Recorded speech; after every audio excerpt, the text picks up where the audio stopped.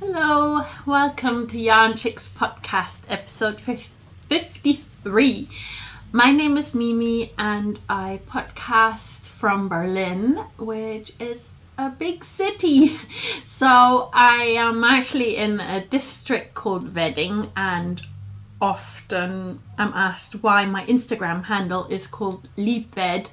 It's actually like a dedication to this here area of Berlin, Wedding. So it is the word Liebes and Wedding, and they're both like shortened and added together. Liebeswedding is like saying dear wedding or love you wedding, which I kind of like celebrating where I live and the kind of crumbly, rusty area.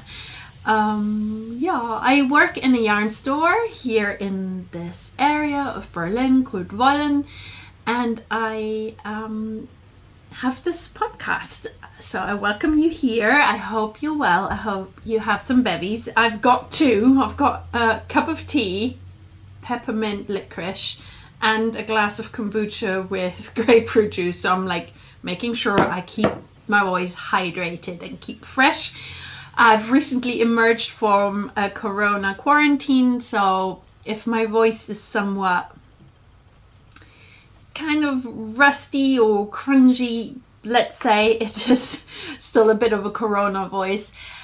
I managed to isolate from my family enough so that nobody else caught it. I'm a mother of 3, and I'm happy you're here. I'm wearing the Eve's cardigan that I knitted using the Wool Kitchen Aran weight yarn. So I really changed the gauge. I can't remember how. And I really wanted to knit myself a vest from the Aran weight, the Wool Kitchen, in the colorway Champagne Supernova, after knitting something for my kid, and I really enjoyed working with this Aran weight. So it's a purchase from a while back, and it's a project from a while back when I knitted alongside my friend Annie, and we both had decided to do this kind of vest version of the cardigan. Normally you can kind of pick up stitches along here and add these actually relatively loose fitting sleeves, and I really love wearing this. I've recently found this blouse and I think it kind of works really well as an outfit. So for the first time here on camera in the podcast, this outfit, Eve's cardigan, designed by the West Hand sisters in the Wool Kitchen, and then a little grey sheep, or the grey sheep, and I used their decay weight and held it double to have a similar gauge. It's slightly tighter, and obviously for the ribbing I had to use smaller needles, so I think it works. It is It's a dog barking. I've never heard a dog barking.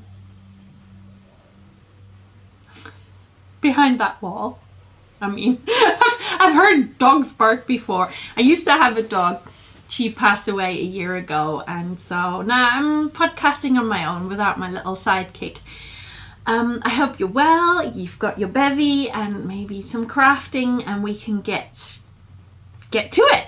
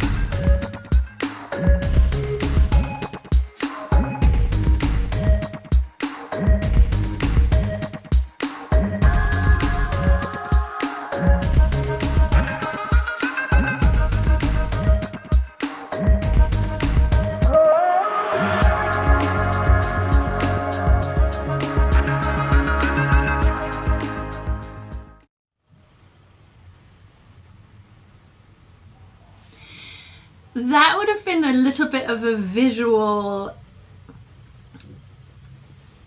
explanation of what's to come to this podcast. I try and record these every time. I hope you would have seen some of my finished works and the works in progress in that, and I'm very excited to tell you a little bit more about the knit-alongs I'm currently running in this community. There is the linen knit-along. It's called Lino Muka Cal, or Lino Muka knit-along, and it is specific yarn which is 100% linen that we sell, and we actually produce ourselves at Voile in Berlin, and I run knit-along throughout summer for our linen yarns.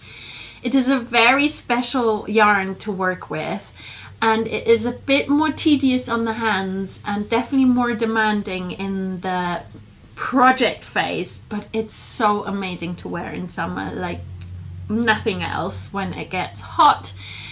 And it is a fresh and loose, very drapey effect that these items have. I'll show you a finished object because I thought I'll kind of chop up or loosen up the admin part a bit with showing the first finished object. Because this is actually a project that is knitted from Lino Muka, and I held 2 strands at once. And I combined this and made this really fun 2-tone front. It is the Parachutey pattern by Stephen West, who is West Knits.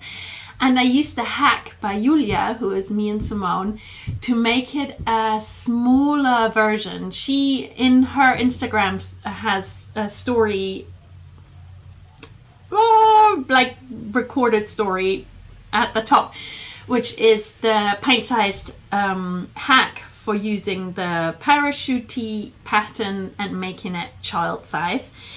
This is the front, and then the back I have like this in these kind of sunny tones. I cast this on already last year.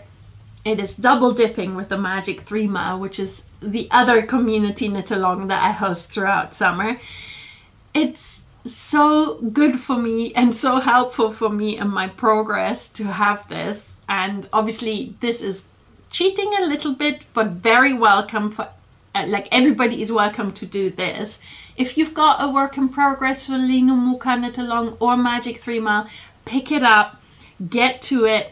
We do not want to have cast on frenzies and new yarns bought. If you already have it at home, that's a perfect thing to be doing. I cast this on last summer during Magic 3 Mile, and I'd come to this point by the end of autumn. And to be honest, I felt not as inspired anymore to carry on because I'd worked out it was very repetitive and I wanted to break it up with the colours a bit, which I did. I picked it up early in May and just had to complete this back part. And whilst you knit the back, you also have this really clever way of knitting it to the front panel at the same time as knitting the back. Hence you create this seam, which you don't need to sew.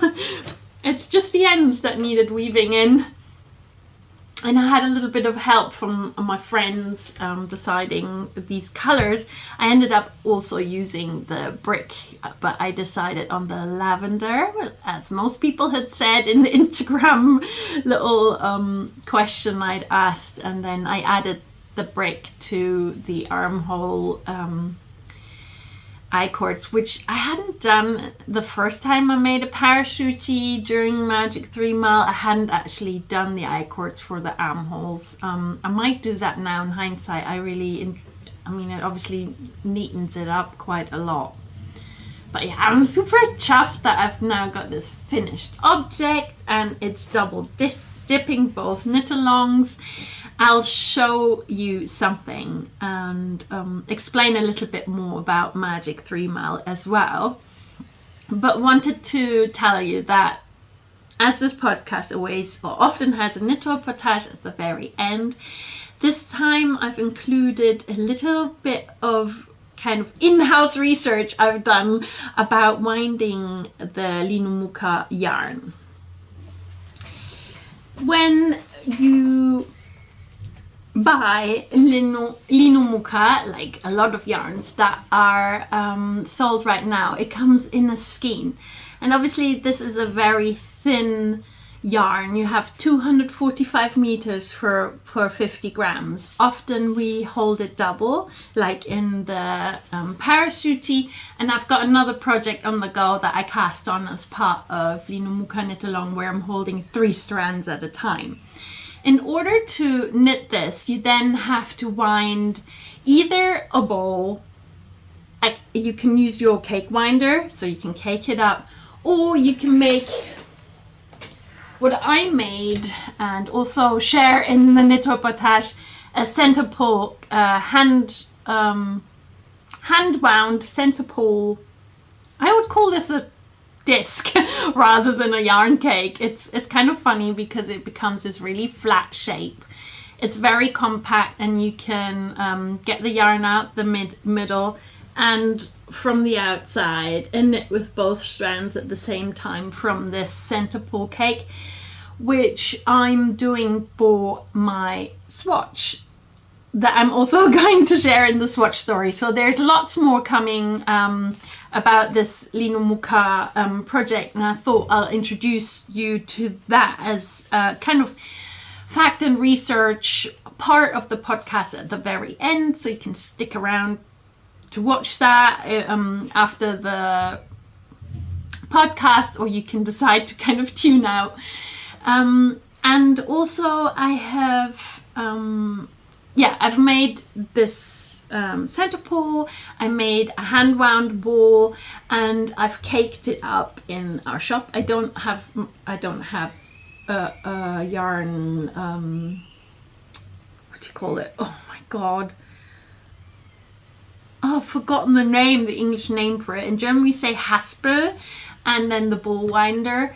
I don't have that at home myself, so I use it at work, and I filmed myself doing that at work, so you will see that at the very end, and you find out a little bit of what conclusions I've come up with considering that. And I will share my swatch story, which is using the screen yarn later on. For now, I wanted to conclude this opening part for the FO Parachutey pint-size by showing you which set this project is a part of. In Magic 3 Mile, we make these sets of 3 items. So we make tops, bottoms, and a toy, and then we create a set and craft a little flat lay and take a photograph and share that at the end. We started on the 1st of May, like every year, and we run until the 1st of October. You're warmly invited to come join us with your little people sets. We've had people also make sets for adults or for themselves in the past. That's also all completely fine, but in general, we make for the young people in our lives, or we make to donate, or it doesn't necessarily have to be a family member. You could also be making for a friend, which I'm doing here in this. It's around 2 to 3 year old, the size, and I'm crafting the Parachutey, the gingham bloomers, and an Otso bear. So this year I've decided to go set by set, so as not to, because I always have so many ideas and I always end up casting on so many things. I think last year I only managed to complete 1 set, and I still have plenty of projects left to finish from back then, so I will do that. And I will make sets, but take it set by set, almost like step by step, but set by set. So, first finished object. Then I cast on the Otso Bear. Using this very thick yarn, super inspired by my friend Leah, who is part of my knitting group here, and she made a really big, fluffy, soft Otso Bear, and I was like, oh god, yeah, I want to make one of those again. And I cast on using 3mm needles. I should have used 4.5 or maybe 5mm needles, because now I've ended up with a super tight gauge. I don't know if you can see, it's very stiff, and yeah, it's, to be honest, I don't like it. I've not hit gauge, or as it's kind of like playfully knitting a toy. There is a gauge, maybe I've hit gauge, but I want a looser gauge, so I'm gonna restart. I'm gonna like do a back to the beginning and cast on again, as I want a kind of looser, bit more squishy, and definitely slightly bigger bear than what I would achieve if I carried on doing this. So I've got to actually frog this and re-knit it. I'm using a mohair alongside this. I'm really sorry. I'm gonna check out what's going on. Nothing we can do from here. It's a tantrum happening in the street and a mother trying her best. And I hope they both work it out, because I just recorded across that and I realized I think that shouting has been going on throughout the Magic 3 Mile chatter, which is, I don't know. I might have to re-record that. I don't know what to do.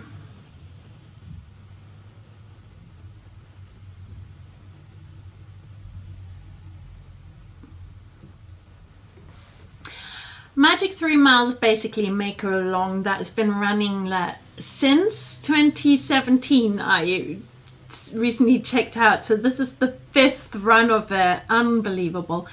And it kind of started from the idea that I feel like I have Magic 3, I have 3 children, and then I realized, oh my god, yeah, you could always make these sets and craft something that kind of tells a story together that is very personal, maybe to a specific child, but also in any way you could craft 3 items and put them together as a set, and even split that up and gift 1 item each away however you want. This is kind of totally up to you, and I'm glad we've had so many amazing sets in the past. So you can really browse that hashtag, have a look, check out what other people have made and what ideas we've had, and every year there's so much inspiration going around. That is why often I cast on something new and I have more ideas,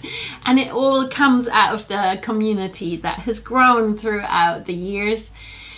There's sewing, there is some woodwork, there is crochet and knitting, there have been some beautiful toys, and there have also often been many conversations around this. We used to have a Ravelry thread where we used to have a chat. This has disappeared since I'm kind of in alliance with those who suffer under the kind of visual stress that site had meant, so I didn't want to have that chatter there. We now have this on Discord, so you need to reach out to me to get a Discord invite. All my Patreon supporters have the link, and I update and share the link there very often. Obviously, you're always very welcome and invited to help support me and my podcast through Patreon or Ko-fi. So you can decide to send me just a single coffee, which would be fun to have in company with you, but you could just, give me a $3 boost to say thank you for editing, or I wish I could sit and knit with you, you can do that. And you can always choose to make that a monthly contribution through my Patreon page. I'm just glad to have support, because it does take some time out of my everyday life, and I especially realized that when I did Vlogmas, that I'm dedicated and I really enjoy making it, but it is work. It is, however busy I am, it is time that I love investing, and it's so fun to see the appreciation in the community. I have various tiers. You can support me by just reading the blog, which is like entry level. Then you can have vlogs, which is small videos that I record often and I edit sometimes. So depending on how busy I am. With recent changes, I will definitely have more time for editing, as I am now only working in one shop instead of 2 shops. That is a big change for me in May, because I feel I'm dedicating myself a little bit more also to my own creative endeavors. I have a subscription, which is the Yarnchix letters, where you receive slow mail every other month, or there's like 3 to 6 letters across the year, and you're very welcome to support me there and get into this mail magic loop of my crafting. And then I have the Zenist, which is in between podcasts. I would have just recently uploaded an in between podcast, and I'm sure my Zenists will recognize projects here and progress I've made. And they also get to basically test run some of the newer products I make and I put out there, like pins or artwork, or they will always receive that in the mail as well whenever I have created a new product.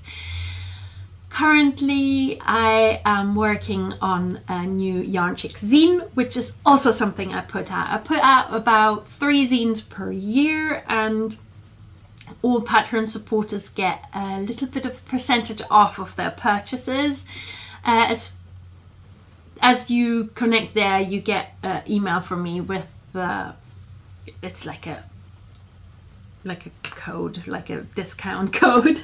So yeah, I'm excited. Mending really is a big thing of my kind of daily life. I realize things that are broken that I haven't mended that I should be mending, so it's really good to make a whole dedicated zine around that topic.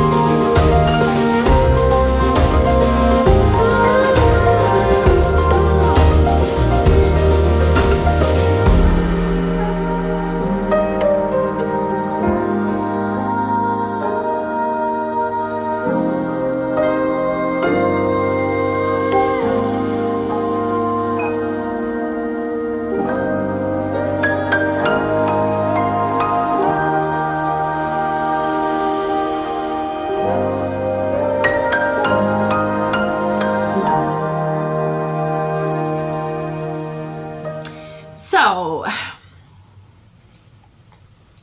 I guess we're already in the works in progress part of this podcast, because I've shown you the one leg of Otso that I need to frog and restart. That will be the toy for the first set for Magic 3 Mile. And I have another project. So in my Kuni bag, which is a project bag by Judith, who is Kuni Berta on the Instagram, I have my other and very fastly progressing Lino muka knit-along project. This is the Sungazer sweater, and I would have just included some of my arts or my drawings. I kind of went out and sketched my ideas for the colors alongside the Lino muka color palette that I had chosen, or that was in my stash. I think I added 3 colors, which are new colors in, sorry, my bra strap, new colors in the Lino muka collection. So this would be the front of the Sungazer sweater, a top by James and Watts. They are a designer from America, and I absolutely adore this very quilt-like shaping and construction. I love playing with Lino muka and the colors. Maybe you can tell I've got these kind of fades going on. This was like a whole train journey. I kind of just played with different colored strands, and the front has already all ends woven in. There's obviously lots of ends because it's knit holding 3 strands at once, and I interchanged the colors so as to have this effect where it's ombre or fading or colorful and playful, both at the same time. I was going to say color playful, but that isn't a word. The design originally was made using Noro yarn, which has these kind of really slow progressing fades and color changes. So I kind of played around and created that by using and interchanging the Lino muka strands. Oh, this is the bottom. Actually, this is the top. Here, and I think it fits. For some part of the project I was like, I wonder if this is gonna fit. This is the sunny side, and then I've recently finished the last ray of the more moonlight side. Ha! Yeah, I've decided to do this. Let's put them together. I haven't actually done this yet. I literally cast off yesterday. So that would be the back, not blocked, none of the ends woven in. And that would be the front. And then, you know, obviously you can wear the back as the front and the front as the back. You might now understand the watercolor drawings that I shared at the beginning of this whip part of the podcast. Yeah, there's like blues and purples. These were the new colors of Lino muka we have this year. This is called Hazel. New color 2021. And then here, a lot of this is grape. I also added it in parts here as well. Not as much as, I guess, here. It's like a bluey, purpley, it's called grape, and I love it. So that is a new color. There is a neon orange as well, which I didn't add. I think they're the 2 new colors of this year that I've added, and I'm excited because now that I've podcasted, or now that I'm recording this podcast and then I will edit it, I will also be able to playfully finish up with this. classic podcasting mistake of dropped a stitch. Yeah, I haven't even taken it off the needle. But basically all these other ends on the edge and extra threads are live stitches, and I really like that. James constructed it that way, that now you have all these live stitches. There's certain areas you use a 3 needle bind off to seam that seam with a 3 needle bind off, and then there will be ribbing and some sleeves, and now I can kind of see, look, it's kind of ochre. And then this kind of mild grey, so maybe I'll make a grey sleeve. And on this side, whoa, I've always used quite clashy parts for the sleeves. It's this peach color and then the grape, so maybe I'll add a grape sleeve, because I didn't really want to do intarsia, but I might do intarsia for the sleeve, so it's also interchangeable. I'll see. It's kind of like a fun color play project, and this was finished last week and this was finished 2 weeks ago, and I'm so excited. Lino Muka Knit Along makes me so happy. There is 2 more projects on my needles. One is also holding 3 strands of Lino Muka, and that is the Flutterbutt tee or Flutterbutt shirt and the Flutterbutt shorts by Jessie May. So I've decided on the colors. I think I spoke about that in podcast episode 52 and showed the colors for that, and I'm like starting that. It doesn't look like much, it's just like a cast on. And the other thing is using this Very Green, which is a test knit for James N. Watts that I've excitedly joined. And you will see the swatch story for that in a minute.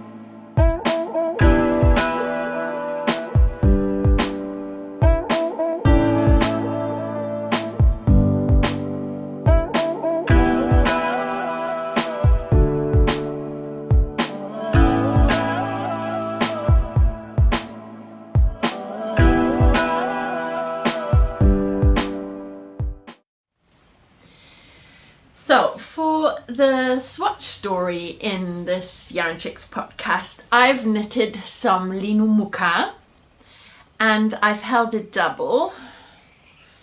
This is the swatch.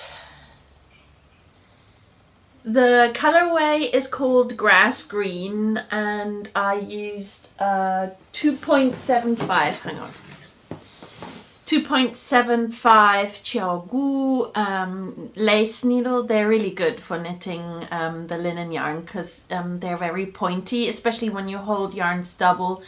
You want to make sure that you can grab all of the yarn when you knit a stitch, and I find these really pointy needles very, very helpful with that. Like I hardly ever have any dropped stitches. And this time I have, it's a very repetitive lace pattern, so it's very smooth, like easy to remember. And it's for James N. Watts lace raglan. Oh my god, I have to look it up.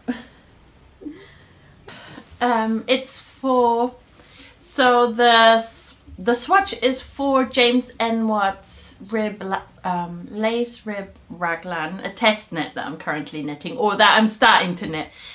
And I have not yet hit gauge, so in this case with the 2.75 needles it's a bit tighter than the gauge once, so I'm deciding to listen to my own advice and swatch more thoroughly. So I got out my 3.25 needles. I'm going to swatch on this, and I think I'm going to do a swatch that's half 3.25, and then I'm going to change down to a 3mm and make it slightly longer than this swatch. Again, swatching in the round, so I have all these floats at the back, which it looks super weird, but it means I can also, should I run out of yarn for the project, I can unravel this and reuse, repurpose the swatch, which would, you know, it's always helpful to have that. But for now, I'm gonna go back to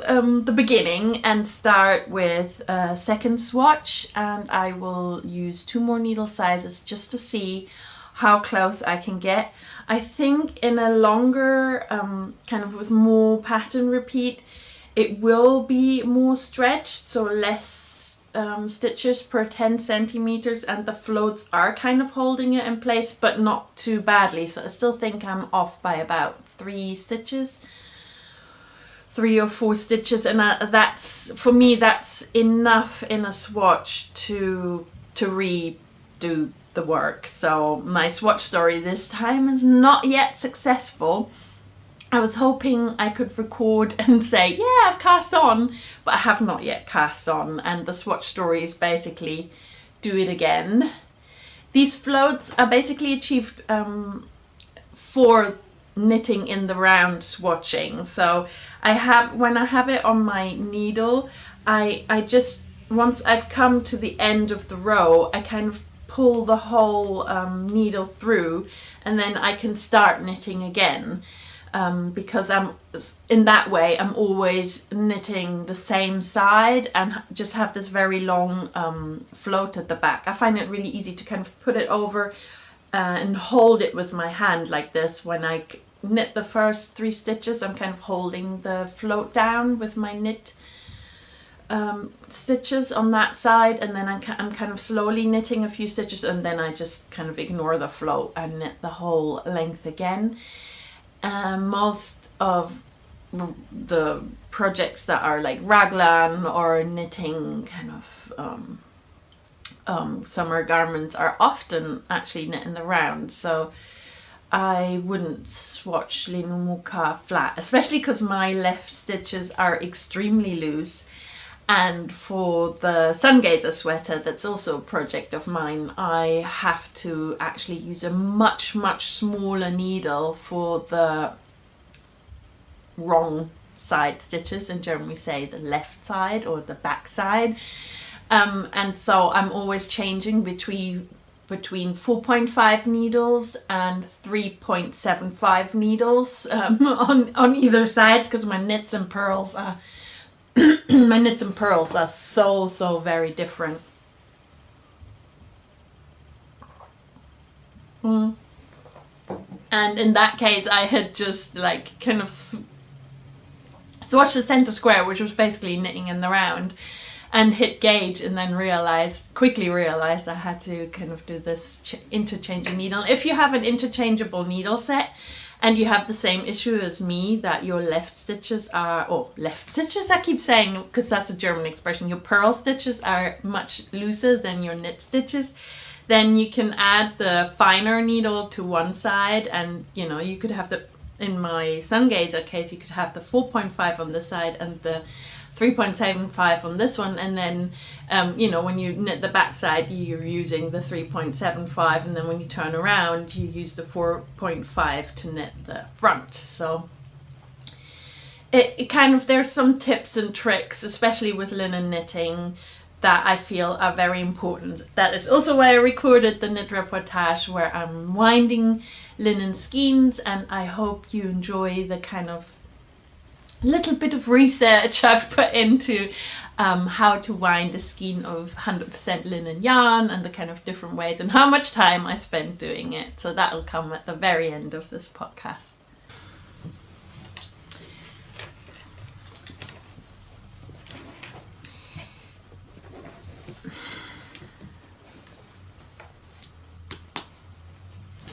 This time for the sock alarm, I have some mending of socks in the alarm, or kind of stalled sock projects that are about to happen. So, sock alarm, here we go. I need to show you 3 socks for socks alarm. It's actually socks alarm rather than sock alarm then. I have completed more mending. Where is it? Oh, here. Right next to the darn, these Mondim socks had suddenly also frayed and given way. So I reinforced with this grey yarn, and therefore these are now back in rotation. You can now tell, look, how much of the sole I have reinforced in the past. In this case, I think nothing broke on the back, so that is still intact. In this sock, however, there was like a new hole that had appeared here, and I used Exmoor sock by John Arabin Textiles to fix these Mondim socks. I really love to wear them in winter, but I ended up kind of putting them to the side this winter. So I'm so glad during my corona infection, I was actually a bit, I was a bit mushy brained, and I did manage to knit on the Sungazer sweater, but I didn't manage to cast on or start the test knit as I'd planned. So instead I started picking up my mending projects that had been awaiting me, and it was really good. Now I have these socks back. For example, the cast on had also frayed. I think it's Mondim yarn is 100% wool sock yarn, so it is a bit more fragile than, you know, your superwash or nylon blend wool sock yarns. And I really love wearing these, and I'm happy to dedicate my time to mend holes when they appear, but I hadn't done it this winter, and I'm grateful to myself that I've finally done it now with these reinforced areas and newly mended sock, with this situation of having mended it newly and also mended the cast-ons here. I can now wear them, and now I've shown you them after blocking them and make them all neat. I can just kind of see, and hopefully they will last me a while still. Maybe I should cast on a pair of Mondim socks because I really like wearing them, and as long as I'm up for the challenge of mending, then you know, kind of the joy of wearing pure wool socks in winter outweighs the pain it is to darn them. And sorry, I always say kind of. And the mending of these also inspired some artwork and some crafting. So I think there is more benefit than pain from mending them. So another thing where I really want to now benefit from this is I have this sock tube that my friend Nora of Keatscan gave me. It was a one-of-a-kind colorway, and I got this for Christmas, not this year but last year, and I then made this fish lip kiss heel, and don't ask me how that works. I have completely forgotten how you make a fish lips kiss heel, and I need to do the second heel. So I'm gonna count the place, I'm gonna make the second heel. Like, mark my words, I think I've said it before and I'm saying it again. All the sock needs is its heel, and then, you know, ribbing here at the top, and then all this yarn. At first I thought I will make socks that are like really shorty socks, but I've decided to then unravel that yarn and use it in another one of my projects, because this colorway is already in another project, and I might as well just, you know, unravel it and use the yarn in that work in progress, which I will talk about in podcast episode 54 because I've again brought so many projects and I really wanted to show you my sock alarm number 3. So mended, needs heels, and this is the next mend on the menu. These were the very first socks I knitted myself. I used the vanilla sock pattern. That is a free pattern, and I got it through Ravelry when I was still using Ravelry. And I used hedgehog fiber sock, which has only 10% nylon, and they've kept up super well until relatively recently, where I started seeing like their stitches are wearing through. The heel has gone on this one.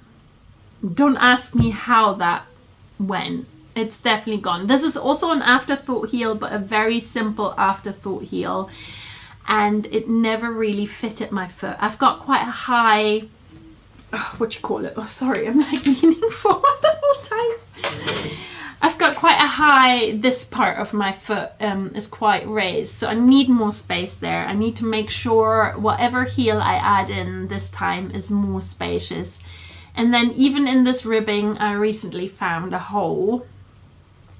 So I'm gonna mend, so this is sock 1, sock 2. Let's check in with sock alarm project number 3. Oh yeah, look, these have also worn through. So I need to darn them. The heels look fine, but I'm gonna add a new heel according to the other to make them match, to give myself more space in that area. Yeah, this one is actually fine at the top.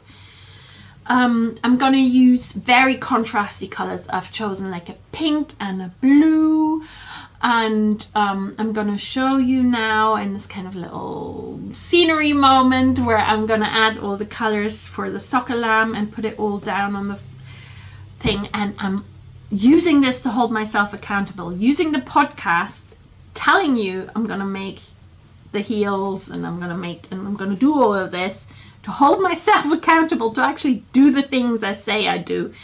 And yeah, you can slap my wrist if I haven't got finished socks next time I check in.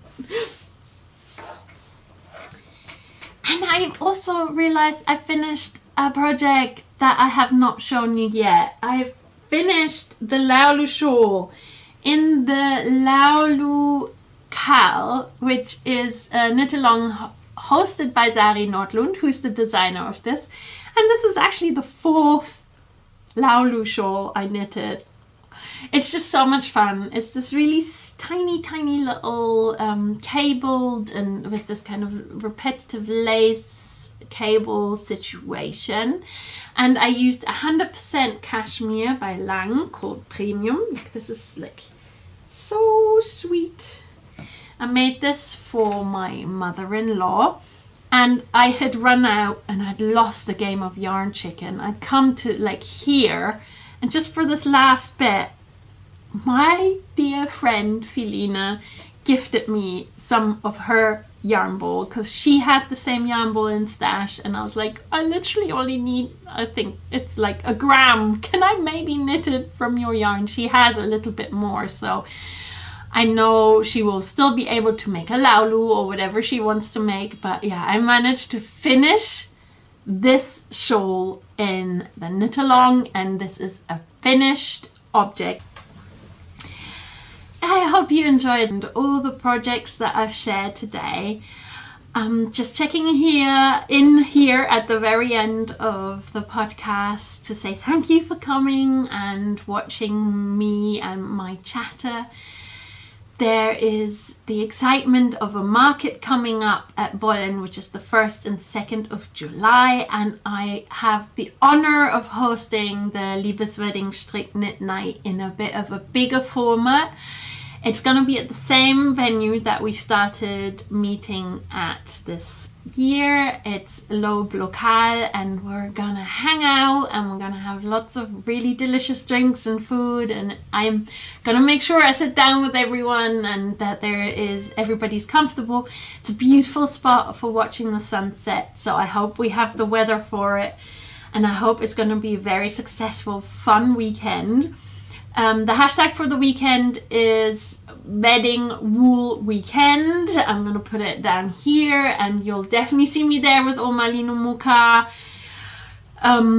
expertise, as well as some Yarnchix goods. So I'm excited to be part of the market and to host the gathering on the Friday night.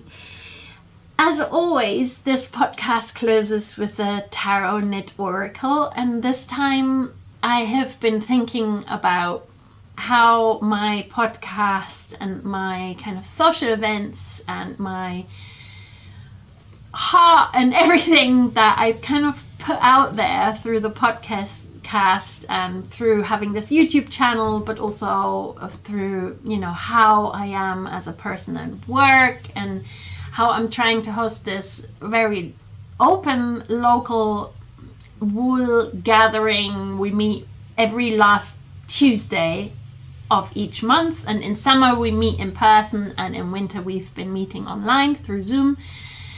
I have been wondering how to make sure people know that these doors are open, like that you're welcome to join these events. So as I'm thinking about that for myself, and how I can kind of show that actually you don't need a huge skill set, you don't need a ton of stuff to come to these things. You could even come with your first ever hat. You can start up, and maybe we'll be able to even help you on. It's not a workshop, it's not a place where you come to learn knitting, because you can come and learn knitting, but all that has to happen within you. But how can I show that my knit alongs, the craft alongs, and this podcast have open doors? And I'm asking my tarot oracle this, and feel free to stick around to my tarot knit oracle. So whatever the tarot cards will answer to that question, you can find out right now. And then at the very end, you will have the knit reportage, which is all to do with winding Lino muka from skein to cake or to center pull tablet thing. And yeah, I hope you have time to watch that, and if you're checking out now, have a really good rest of your day. Thank you so much for spending some time with me, and look after yourself. Bye bye.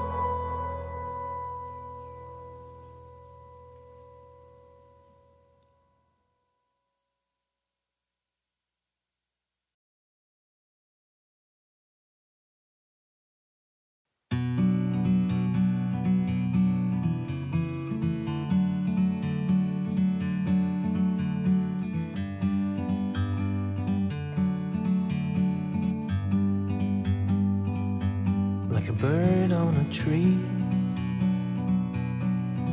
I'm just sitting here, I got time, it's clear to see. From up here, the world seems small, we can sit together. It's so beautiful, you and me. We meant to be in the great outdoors, forever free.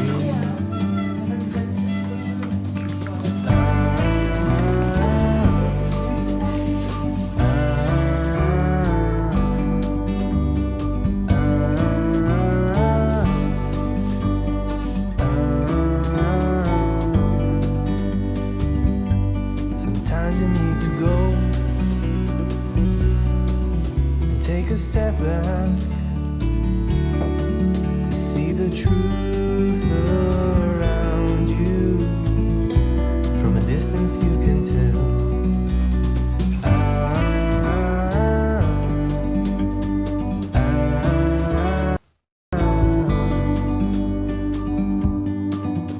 You and me were meant to be in the great outdoors. I have Forever researched. The first thing I made was this center pull, hand wound center pull skein, and it took me 45 minutes because obviously it's kind of the most work intensive way of skeining, because you're continuously rotating the kind of pellet cake on your thumb to make it a center pull. I've already knit from this, so it's very compact, and I knit from the outside and the inside. I made a cake at work where we have a yarn winder, and that only took 15 minutes to cake. It's much looser, and it will have the tendency, as you can see down here, to implode. So for this I keep it in a small cotton bag like this to protect it a little bit.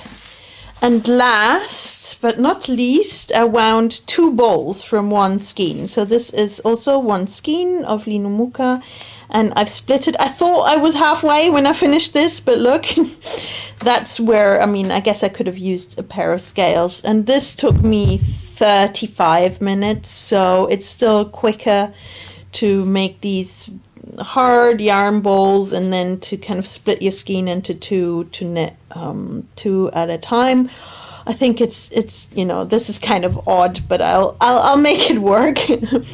And I could also knit from this, holding it double with a cake, and do a center pull from this, and you know, use one of these. So in total, this would have been 45 plus 15, so an hour and 35 minutes work. And obviously it does take time, but I think it's worthwhile winding these kind of very compact, less likely to tangle versions. This one has also proven to be pretty good. So this is ways of winding Lino muka.